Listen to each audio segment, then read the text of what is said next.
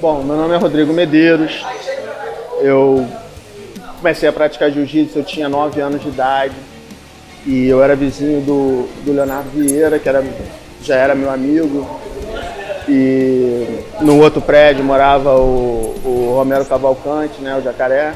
Treinei por, uns 2, 3 meses, mas eu não era muito bom e parei. Fiquei sem treinar por muitos anos. Quando eu tinha acho que uns 14 anos, eu comecei a fazer taekwondo. Parei, comecei a fazer kickboxing já aos 16 anos. Nessa época, todos os meus amigos da rua estavam fazendo jiu-jitsu. Eu era o único que fazia kickboxing. E o meu primo começou a fazer jiu-jitsu. Meu primo era um pouco mais velho que eu. Aí ele falou assim, pô, comprido, vamos lá na academia. Você fica como meu parceiro, você fica fazendo, a gente faz posição junto e tal, você me ajuda lá. Eu tava meio resistente ainda, né? Falando, não, o negócio é kickboxing, dá chute e tal. No primeiro mês eu fiz os dois, eu ia no kickboxing de tarde e no jiu-jitsu de noite. No segundo mês eu ia no jiu-jitsu de tarde e no jiu-jitsu de noite. E nessa época era master, a academia era master, né? Logo depois que eu comecei a treinar, a Aliança foi criada. Nessa época o Léo já era faixa roxa. Metade dos meus amigos da rua treinavam ali na Aliança, na master. E metade dos meus amigos treinavam no bolão. A gente tinha essa rivalidade, obviamente, saudável, porque a gente era amigo há muito tempo. Hoje em dia, inclusive, o Marcelo Cazuza, que é um faixa preta do bolão, que é meu amigo desde que eu tenho 9 anos de idade, dá aula na minha academia. Estou morando em Chicago, dou aula em Chicago. O Marcelo foi para Chicago tem um pouco mais de um ano. E, porra, a melhor coisa que eu fiz foi convidar o Marcelo, foi ter o Marcelo lá comigo, que ele é um excelente professor. Então, quando eu comecei a fazer jiu-jitsu, eu era muito magrelo e eu era alto.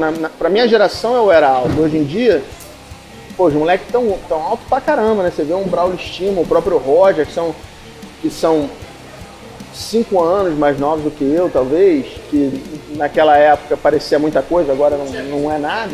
Mas eles já são bem mais altos, assim, e hoje a gente vê o pessoal peso pesado é uma galera bem alta. Um dos meus professores, o Magrão, o Fernando Gurgel, o apelido dele era Magrão, ele começou a me chamar de Magrão, ele chamava meio de Magrinho, não sei o que, aí alguém virou lá e falou, pô, esse moleque é um comprido, todo desengonçado, aí ficou comprido. Eu trabalhei para chegar no Chile, mas eu tive muita sorte, cara, porque eu treinava num lugar que eu tava sempre com, porra, Jamelão, Tererê, Roberto Traven, Léo Vieira, Felipe Costa, depois Eduardo Teles, Demian Maia, sabe, era tanta gente boa. Conheço o Demian era faixa azul, acho que o Demian já chegou lá no Fábio do faixa azul, mas eu treino com o Demian desde 98, 99, 98, 97, alguma coisa assim. Então, porra, ainda teve Caio Terra, Igor Silva, cara, foi tanta gente, que falar nome é fogo, que a gente sempre esquece. Mas eu treinei com tanta gente boa, e essa academia era uma quadra da minha casa, aqui ó. Eu tô a 2 quadras da minha casa, aqui na academia do Felipe, na Brazilian Black Belt, na Visconde de Pirajá. Eu moro na Presidente de Moraes, então era um quarteirão, eu chegava ali onde era a academia. Então eu podia ir, era garoto, trabalhava, treinava de todo dia, de tarde e de noite. Na verdade, eu nunca trabalhei na minha vida com nada sem ser jiu-jitsu. Eu nunca tive um emprego sem ser jiu-jitsu. Quando eu entrei na faculdade de Educação Física para me aperfeiçoar como professor de jiu-jitsu.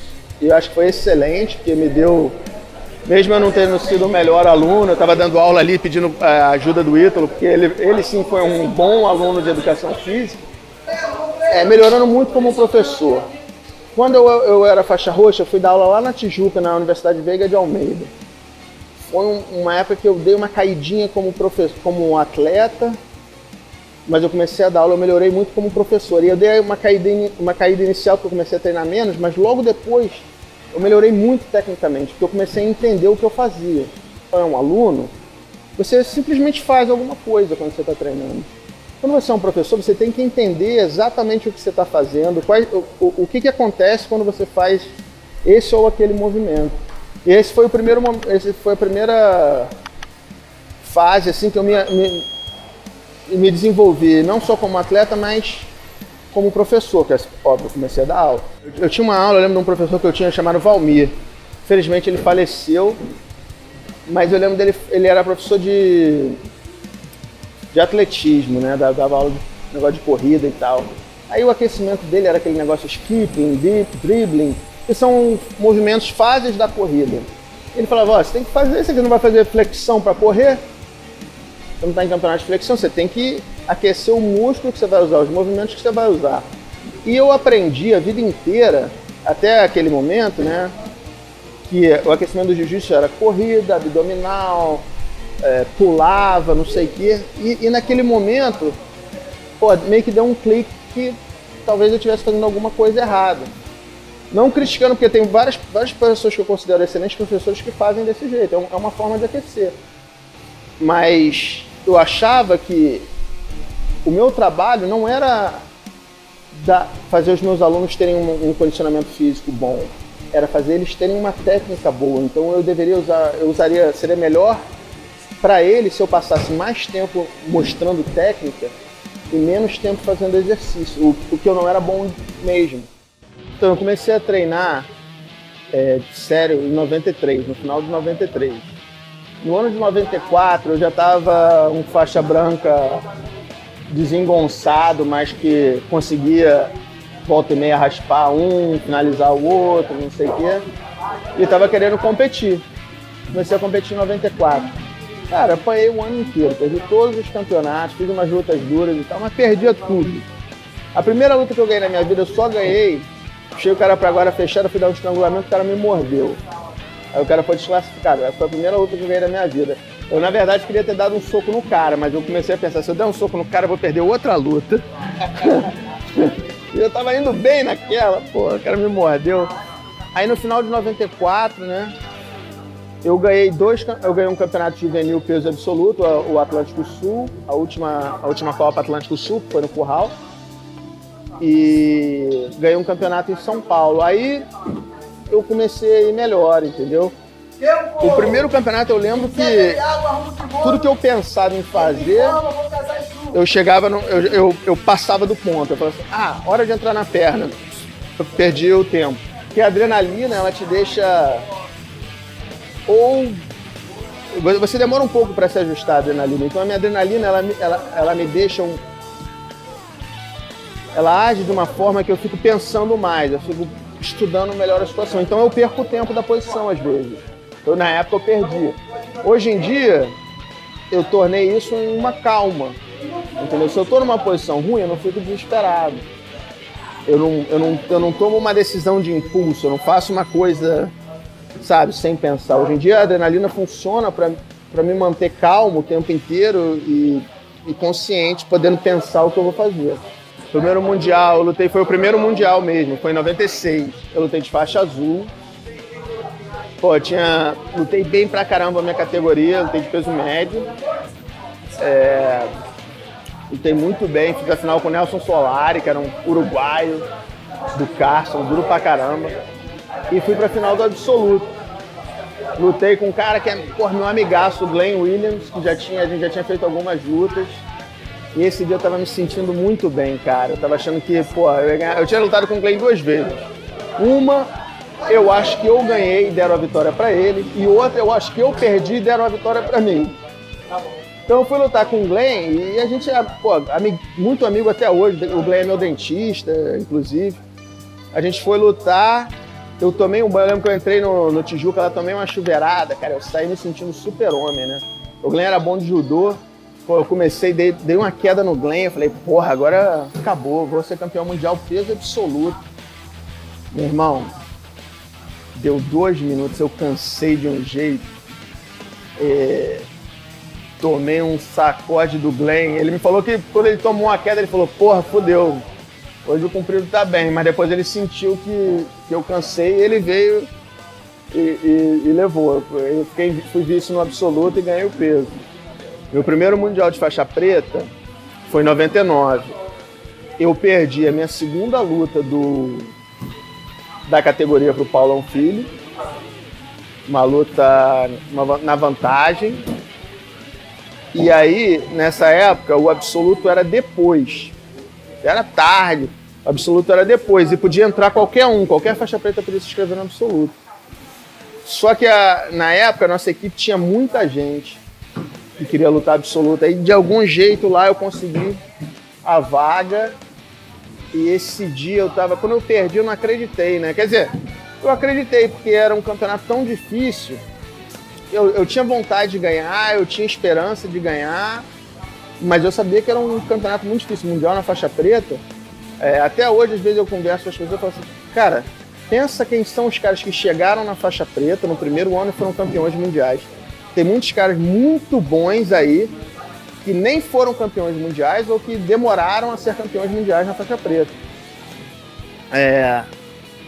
Aí, cara, eu consegui a minha vaga, fui lutando lá e fui ganhando confiança. Fiz a semifinal com o Zé Mário, que tinha sido campeão do ano anterior. Aí, passei pelo Zé Mário, eu tava muito confiante. Aí cheguei para fazer a final com o Roleta. O Roleta tinha feito uma luta duríssima com o Minotauro.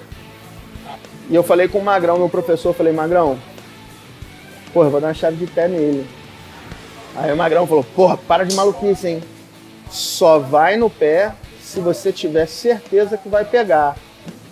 Vamos fazer a estratégia certinho. Ele vai te puxar pra guarda, puxa junto e vai pra cima, faz a tua vantagem. Então, eu comecei e fiz exatamente o que a gente tinha combinado. Puxa junto, vai pra cima, faz a vantagem, fica jogando por cima, sentir que tá ruim, se afasta, volta de novo, se ajeita, não fica perdido dentro das pegadas dele. Então a gente tinha uma estratégia para lutar. Quando eu puxei junto e que eu subi, talvez ele tivesse um pouco mole ainda pela luta que ele fez com o Minotauro. Ele relaxou um pouco a perna e, cara, eu lembro que o pé passou assim, ó. Eu vi com o canto do olho o pé do cara balançando, parece em câmera lenta assim, quando você olha assim, não acredita que você olha assim. Eu falei, caralho, não tô acreditando, o pé tá ali pra mim.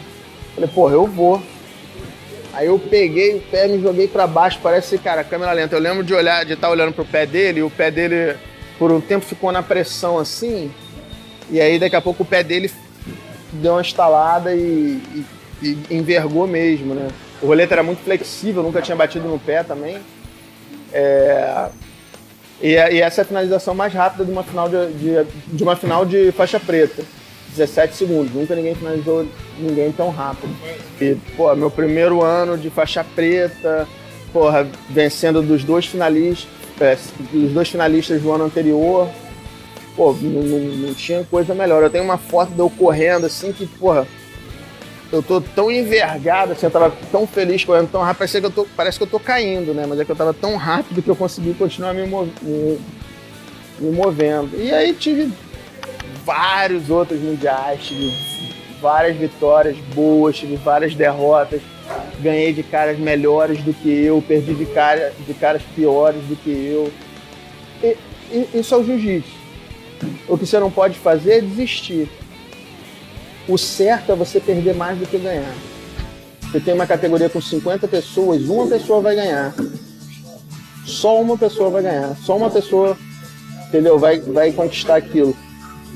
Então você tem que se esforçar, você tem que sacrificar. Eu vejo gente treinando, treinei 4 meses duro pro Mundial, perdi, que merda.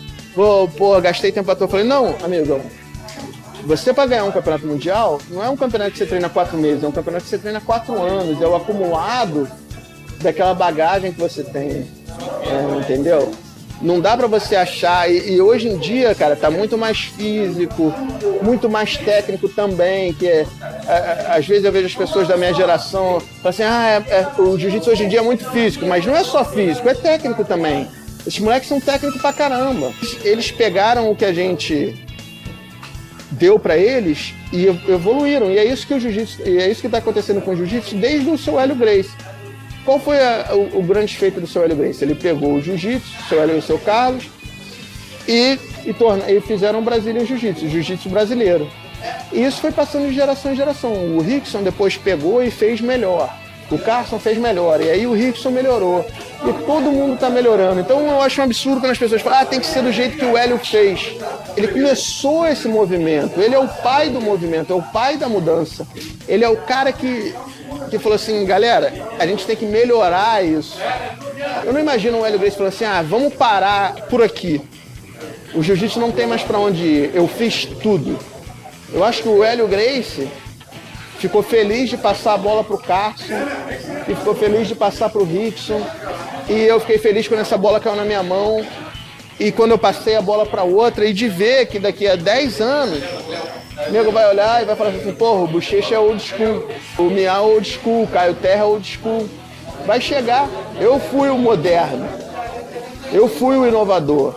Hoje eu sou o old school, cara, o passado.